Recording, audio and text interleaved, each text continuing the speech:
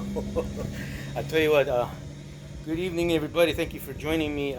This is going to be, I'm going to add this to part 5. This is, we'll call this part 5.2. Um, I had a real tough time getting that front steering axle assembly to work. I finally got it down. We're done. We're going to add it onto the frame right now. We're going to see if it's going to work out. Height, clearance, whether it turns without bumping into anything. You're going to do a crash and burn on part 5, part 5.2. And if these guys can do what they're doing on the screen right now, then this should be no big deal what we're doing here. What I'm going to do is I'm actually going to work today, so the workbench is a mess.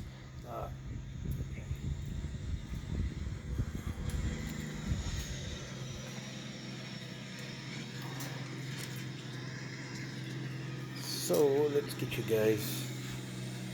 That's what we came up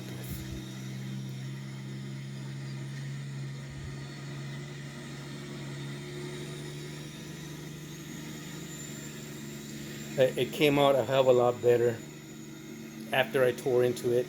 It's remember I mentioned I didn't like the idea of the wheels wobbling a little bit. These don't wobble hardly at all. That's the underside, and if you can see, I kept the original components as far as those arms were concerned. But what I did, and you'll see it when I flip it upside down right now, or right side up, depending on how you're looking at this. I went ahead and replaced that white metal tie rod with a brass one. I secured it in place with little brass screws. But there was the answer to my problems right there. Using the same copper bushings, what I decided to do was use the same control arms. I was originally going to build up my own control arms. That's a lot of work in such a tiny space.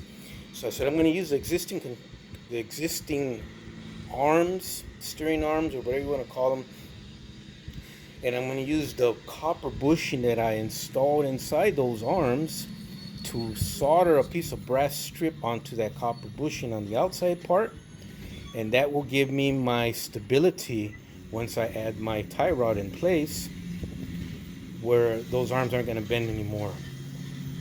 And it's worked out like a charm so far. Forgive the autofocus. So like I said, I'm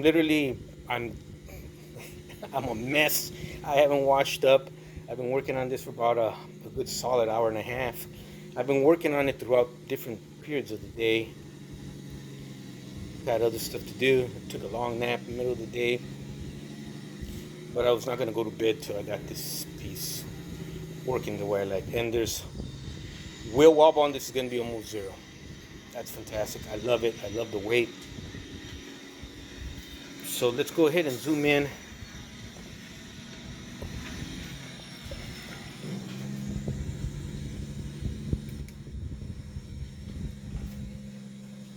So another issue I had that I discovered with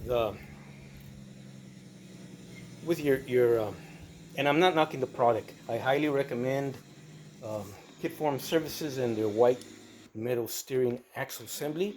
It's just that going into it, please be aware that it is going to require a lot of work, a lot of fitting for clearance, not only in steering wheel clearance, tie rod clearance, height on the frame. There's a lot of measuring, because although it looks exactly the same as our AMT, shut up. Although it looks exactly the same as our AMT styrene part that comes with the kit, they are not. They are absolutely not. There we go. Well, I don't know if you can see that, but they're actually not. They're almost totally different in almost every aspect. It may be off in terms of measurements here and there, tricking your eye to thinking that, oh, it's the same. It's actually not. Everything about it is a little bit off. So yeah, don't just assume that you're gonna slap it on the frames of your model and you're good to go.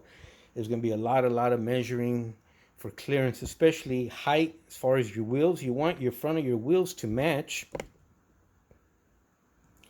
the rear setup, and that's the problem I had. I was noticing after after I was done with the last video where we talked about this, is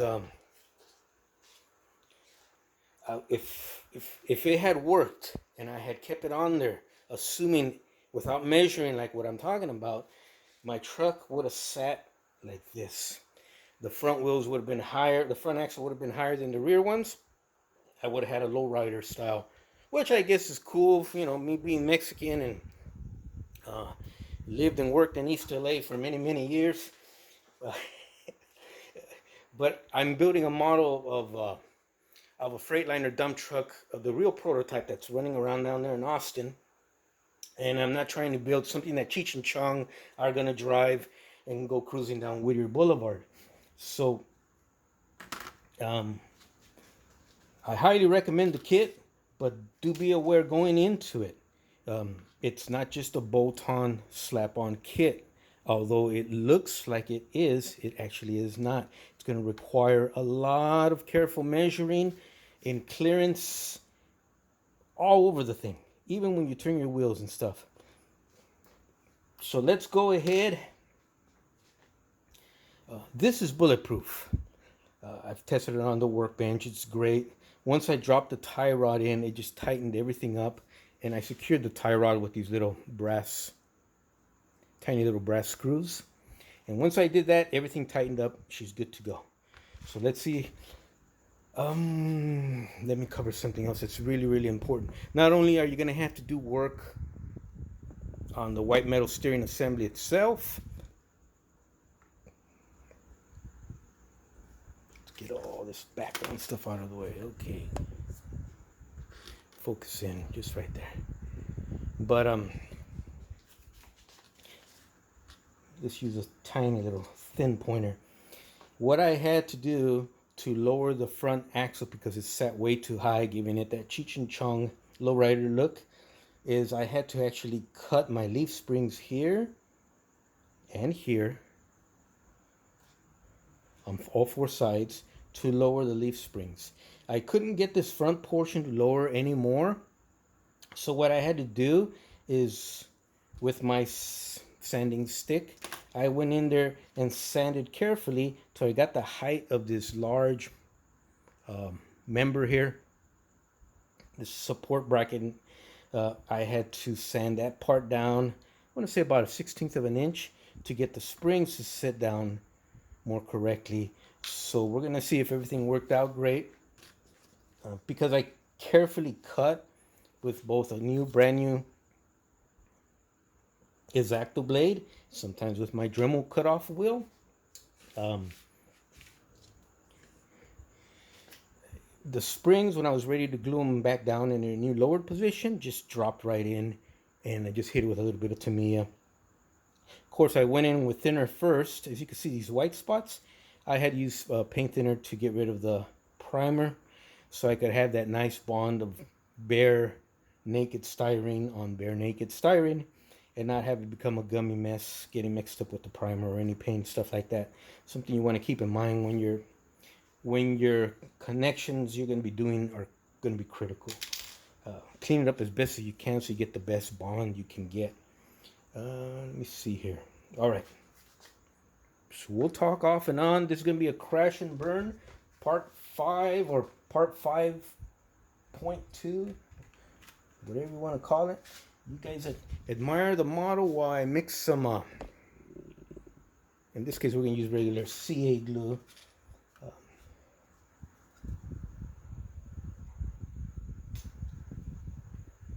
I should have done that beforehand, but I'm literally working on my workbench tonight. I'm almost done, and I said, you know what, man?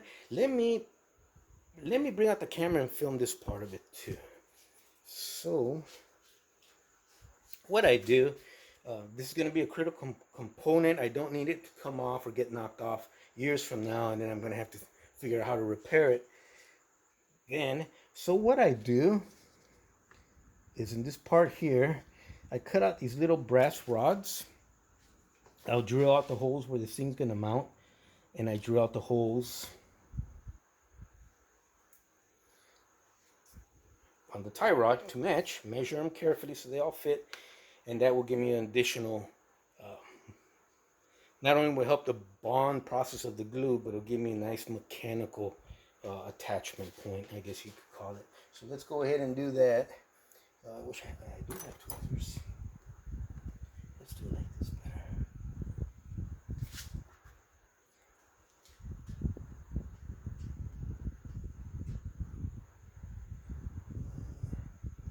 Say goodbye to compliment. Let's do that big rig again, going down the hill.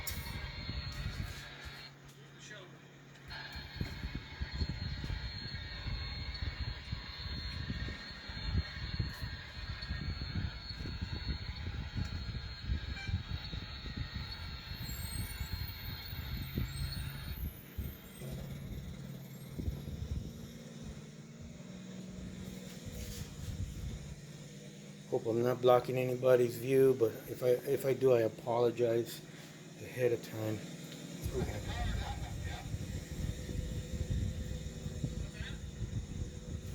And that's all you're gonna need, just a little nub to stick out so it could catch the hole on the bottom of the white metal steering assembly.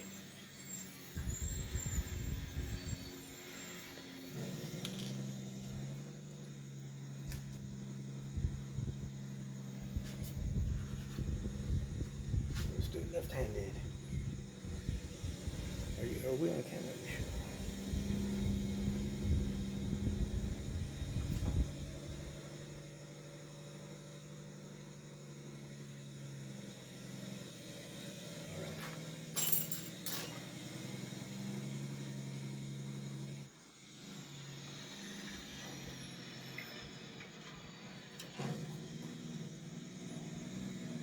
So now we'll go ahead, put CA glue on the base of the leaf springs. Remember, these are styrene. We're going to be attaching styrene to white metal. So these pins are kind of important because of the mismatch of materials.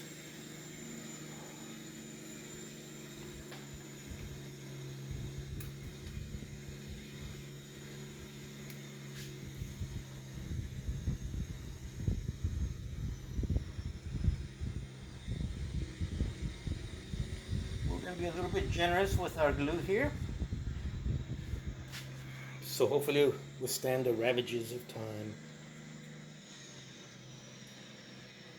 Am I going to block your view? I hope not. Let's do it like this.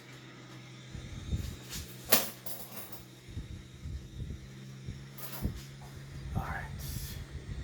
Hope you guys can see that. Can you? Yeah.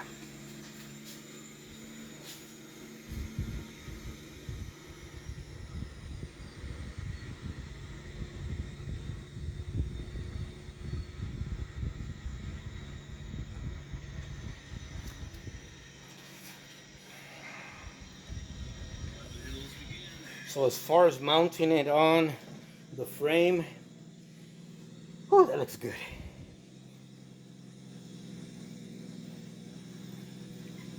And as far as mounting it on the frame, that went on, as you guys saw, without a hitch. Worked great. Look at that. I'm really, really happy with that sucker there. And number two, there's three steps we're going to have to cover. Number two steps, you're obviously seeing it works great. Remember I mentioned you got to check out clearance all over the steering axle assembly? My tie rods almost touching on one end.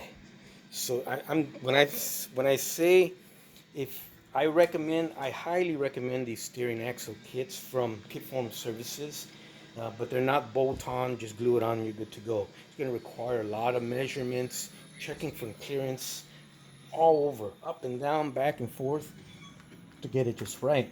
So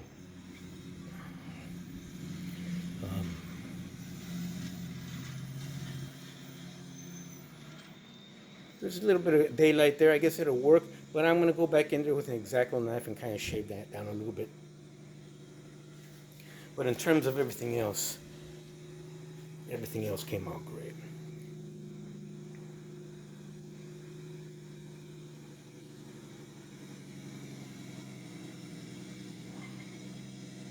There's those little tiny bolts at the end of the tie rod. That's how I secure my tie rod. The other one would just flop out. It was just in there with being held down by gravity.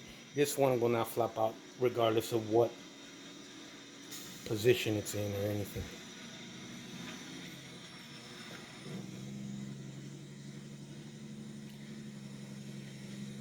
And absolutely zero deformation because I turned the wheels unlike the other one. You get that other kit, you make sure you toss that white metal tie rod as soon as you open the pack. You're going to save yourself a lot of nightmares. Say goodbye to complicated supplement routines. AG1 is your daily. So let's check out the height in relationship to the rear wheels, and I'll show you how I do that here. Nothing complicated, no complicated tools or anything. We're going to use the same pieces that come with the kit, and a couple just little items I have laying around the workbench, and especially what I got is I got these little brake drum housings for Sings Unlimited wheel sets. I've got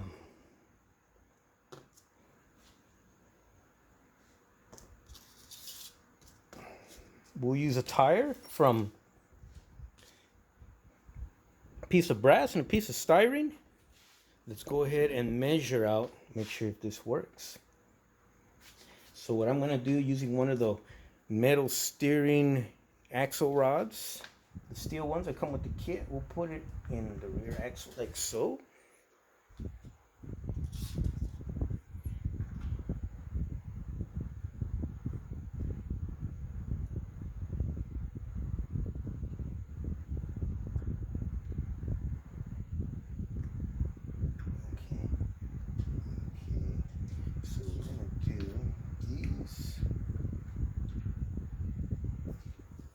Still recording? Good. We're at 18 minutes. This may be a two-parter, guys.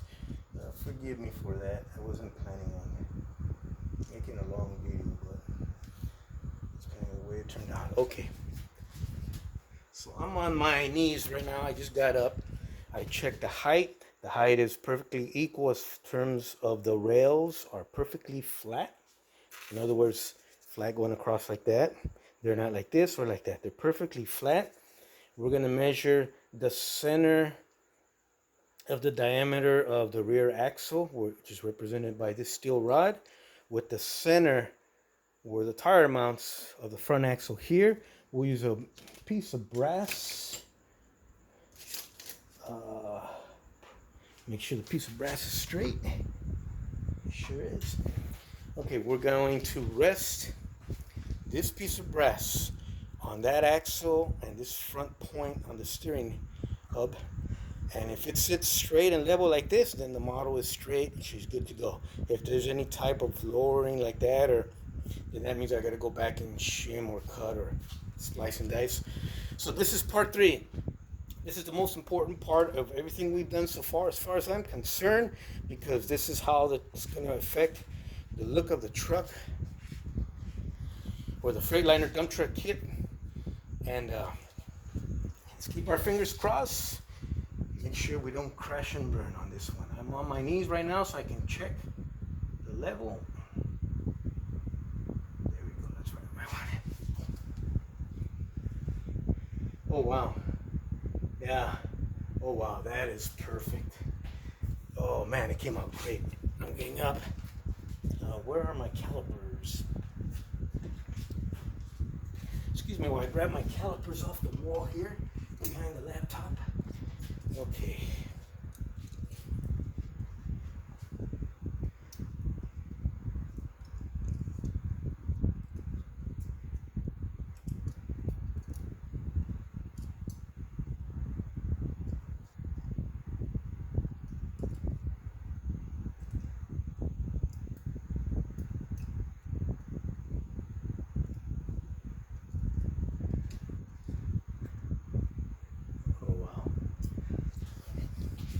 Guys,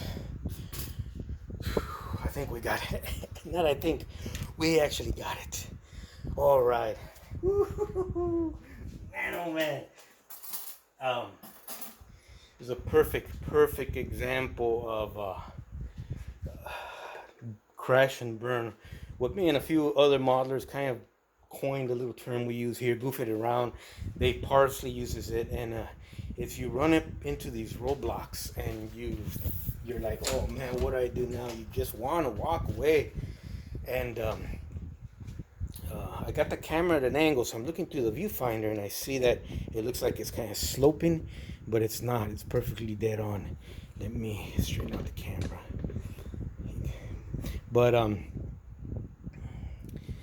your fellow YouTube modelers will come to the rescue and pick you up, and or give you some encouraging words or encouraging advice, or just you.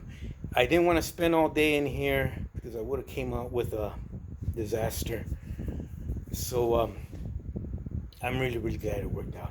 Let's prop her up the way she should be, and let's.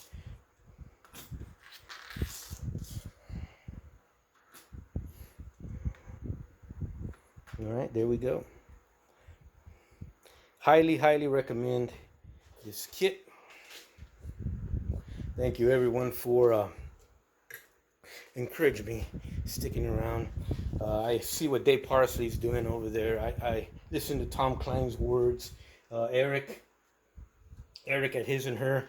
Well, as a matter of fact, let me say hi to YouTube. I'm noticing I'm getting a bunch of subscribers, but YouTube is not notifying me of all who is who.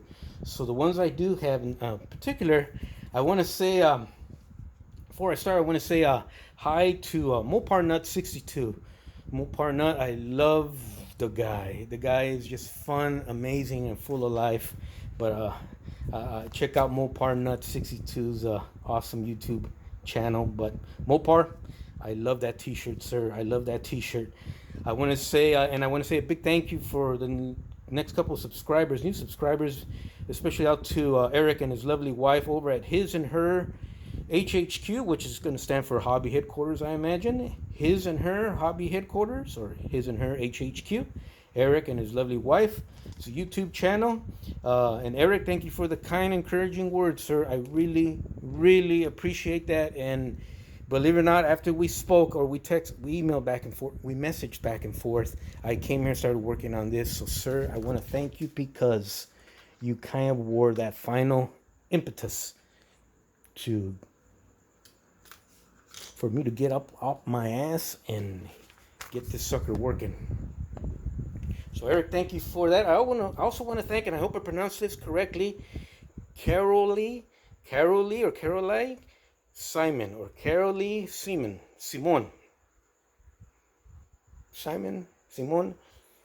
But thank you very much for subscribing. I really appreciate that. I also want to send a big hello and thank you. This fellow YouTube member has been with me almost from day one and has always encouraged me. And I was happy to see him post on my comment section here earlier today. I want to send a big, huge hello and shout out and thank you to Big Charlie, Big Charlie's Model Garage YouTube channel. Check it out when you get a chance. These are just people who are near and dear to me, who encourage me, encourage all of us. It's a back and forth exchange of information, of advice, professional modeling, courtesy to each other, and we all push each other along. And I owe this to you guys. I would still be in bed watching TV because I did not want to come in here and work or face this thing. But look, it came out better than I even imagined. So thank you, everybody. Let's go ahead and end this mushy channel. Okay, we got time to do this. Let's put on some cool music. Let's put on whatever it happens to be, and then I'm gonna just let you guys check that out with the camera.